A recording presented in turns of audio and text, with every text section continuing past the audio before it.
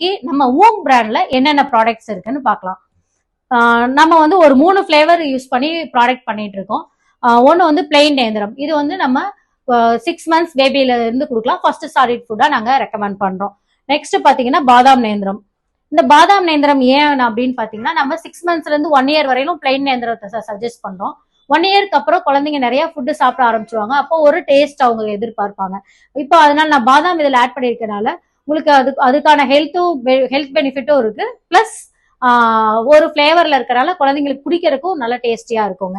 தென் இன்னொன்று வந்து ராகி நேந்திரம் ஆட் பண்ணியிருக்கோம். இதுவும் அதே மாதிரி ராகியும் நேந்திரமும் ஆட் பண்ணியிருக்கோம். இது ராகியில வந்து கால்சியமும் இருக்கு.